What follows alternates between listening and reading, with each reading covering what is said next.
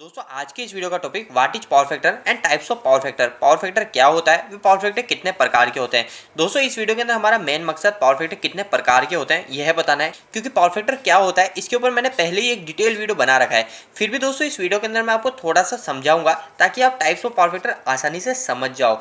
और दोस्तों अगर आपको व्हाट इज पावर फैक्टर यानी पावर फैक्टर क्या होता है इसके ऊपर बिल्कुल डिटेल में जानना है, अगर आप बिल्कुल बेसिक के अंदर है भी, तो आपको मैं इस वीडियो के खत्म होने के बाद में एंड स्क्रीन में मैं ये वाला वीडियो सजेशन में डाल दूंगा, आप पावर फैक्टर को बिल्कुल कंप्लीटली समझ जाओगे। तो दोस्तों अभी हम बात करेंगे टाइप्स ऑफ पावर फैक्टर।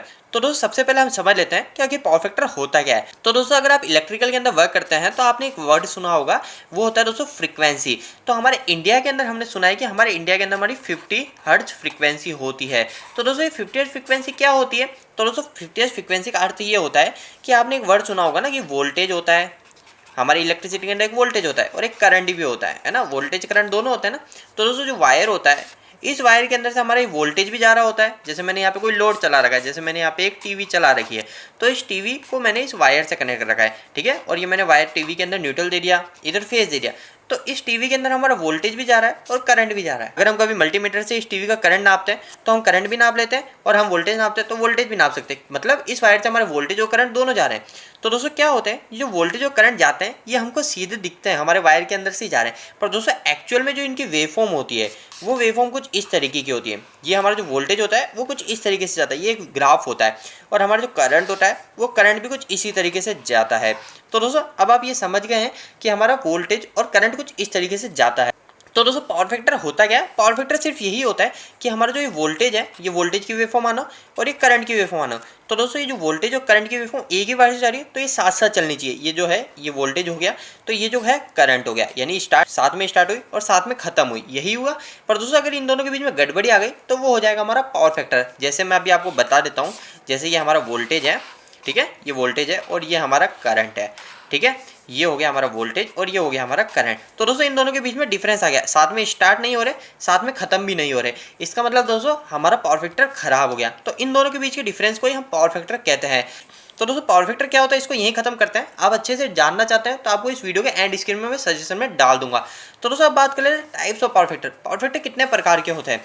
तो दोस्तों पावर फैक्टर हमारे 3 प्रकार के होते हैं। Number 1 unity power factor.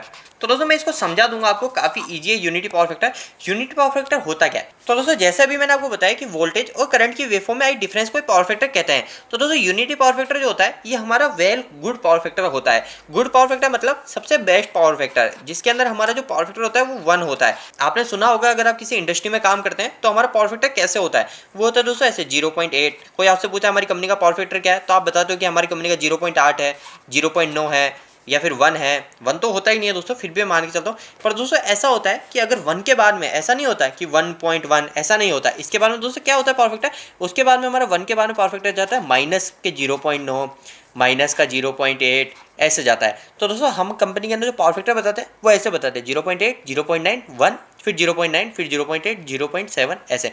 तो अगर पावर फैक्टर कंपनी का 1 है, जो कि होता नहीं है दोस्तों, अगर है तो ये सबसे अच्छा पावर फैक्टर होता है और ये कहलाता है यूनिटी पावर फैक्टर। मतलब हमारी कंपनी का पावर फैक्टर 1 है। इसका मतलब दोस्तों हमारे जो वोल्टेज की वेवफॉर्म है और जो हमारे करंट की वेवफॉर्म है वो दोनों साथ में स्टार्ट हो रही है और साथ में खत्म हो रही है, ठीक है। ये हमारा यूनिटी पावर फैक्टर। ये पावर फैक्टर कब होता है? तो दोस्तों ये होता है हमारे जब रजिस्टिव लोड कनेक्ट होते हैं। तो दोस्तों रजिस्टिव लोड क्या होता है इसको भी मैं आगे समझाऊंगा। इसके पहले समझते हैं दोस्तों दूसरा जो पावर फैक्टर होता है वो क्या होता है। वो होता है दोस्तों हमारा lagging power factor, LAGGING, lagging power factor. तो दोस्तों लैगिंग पावर फैक्टर क्या है? तो दोस्तों लैगिंग पावर फैक्टर का मतलब ये होता है हमारे जब भी हम इंडक्टिव लोड को कनेक्ट करते हैं, जैसे अभी मैंने आपको बताया कि हम जब रेजिस्टिव लोड को कनेक्ट करते हैं तो हमारा पावर फैक्टर रहता है यूनिटी। क्योंकि हमारे जो लोड होते हैं ना दोस्तों, लोड भी हमारे 3 टाइप्स के होते हैं, तो इसीलिए हमारे जो पावर फैक्टर है वो पावर फैक्टर भी 3 टाइप्स के हैं। अगर आपसे कोई पूछे हमारे जो लोड होते हैं वो लोड कितने टाइप्स के होते हैं इलेक्ट्रिकल में, तो आप बोल सकते हो 3 टाइप्स के। 3 टाइप्स के कौन कौन से? एक हो गया रजिस्टिव, एक हो गया हमारा इंडक्टिव, और एक और अभी मैं आपको बताऊंगा जो होता है कैपेसिटिव।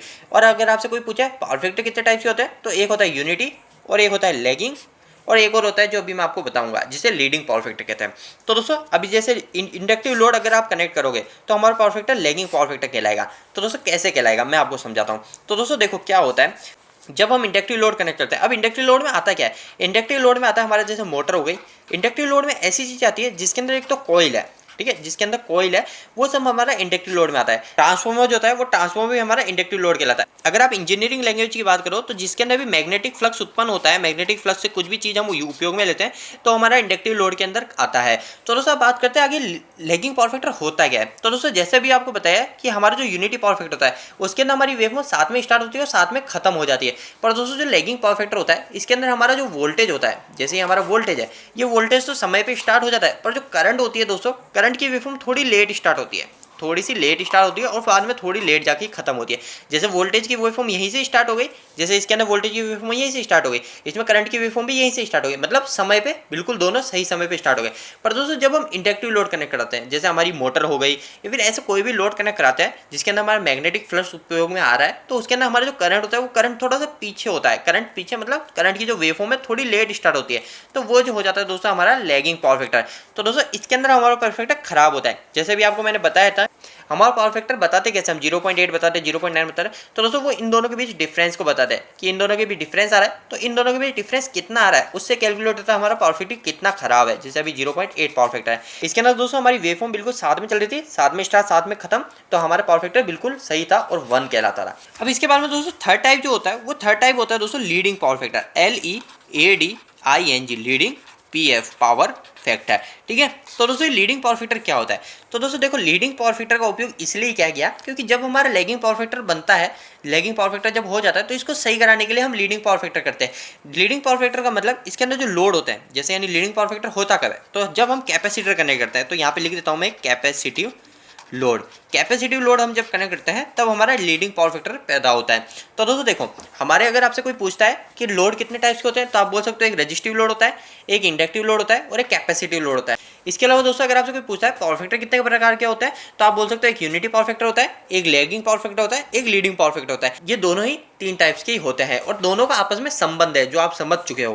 तो दोस्तों अब लीडिंग पावर फैक्टर की बात करते हैं। तो लीडिंग पावर फैक्टर का मतलब ये होता है दोस्तों, जब भी हम कैपेसिटर कनेक्ट कराते हैं, जैसे अभी आपको बताया था कि हम जब भी मोटर कनेक्ट कराते हैं तो मोटर कनेक्ट कराने के चक्कर में हमारा क्या वोल्टेज तो सही समय पे स्टार्ट हो जाता है तो करंट लेट स्टार्ट होती है।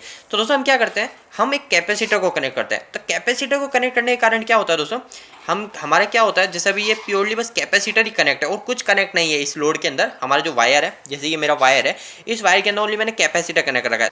तो अब क्या होगा, तो दोस्तों ये होगा, देखो सबसे पहले हमारा जो, जैसे इसके अंदर वोल्टेज पहले स्टार्ट हो रही थी, करंट लेट स्टार्ट थी, पर इसके अंदर दोस्तों क्या होगा, करंट पहले ही स्टार्ट हो जाएगी और जो वोल्टेज की वेवफॉर्म है वो पीछे हो जाएगी, यानी वोल्टेज की वेवफॉर्म पीछे हो जाएगी और लेट खत्म होएगी। तो दोस्तों ये डिफरेंस हो जाता है हमारा लीडिंग पावर फैक्टर में। तो दोस्तों हम पावर फैक्टर इंप्रूव कैसे करते हैं, वो इसी तरह से करते हैं। जब भी हमारा लैगिंग पावर फैक्टर होता है, कितना पावर फैक्टर खराब हो चुका है, जैसे 0.8 पावर फैक्टर खराब हो चुका है, तो हम इस पे कुछ कैपेसिटर कनेक्ट करा देते हैं। तो हम पहले कैलकुलेट कर लेते हैं कि हमारा 0.8 पावर फैक्टर है और हमको उसको 1 पावर फैक्टर करना है, यानी हमको जो ये वेवफॉर्म है, ये वेवफॉर्म यहाँ से स्टार्ट करानी है। तो इसके लिए हमको कितने केवीआर का कैपेसिटर लगाना है, तो वो हम कैलकुलेट कर लेते हैं और उसके बाद में हम पावर फैक्टर को सही कर लेते हैं। तो दोस्तों ये केवीआर कैसे कैलकुलेट करते हैं, इसके ऊपर भी मैंने वीडियो बना रखा है। हमारा पावर फैक्टर क्या होता है इसके ऊपर भी एक डिटेल वीडियो बना रखा है। तो दोस्तों अगर आपको इनके बारे में भी जानना है तो आप हमारे चैनल इलेक्ट्रिकल दोस्त को जरूर विजिट करें। दोस्तों आपको यह वीडियो कैसा लगा, इस वीडियो को लाइक करके जरूर बताना। अगर आपको कोई भी सवाल इस वीडियो के प्रति या फिर इलेक्ट्रिकल से जुड़ा है तो आप मुझे नीचे कमेंट बॉक्स में कमेंट करके पूछ सकते हैं। इलेक्ट्रिकल वीडियो अगर आप हिंदी में देखना पसंद करते हैं, आज इस चैनल को सब्सक्राइब कर लीजिए। आज के लिए इतना ही, धन्यवाद।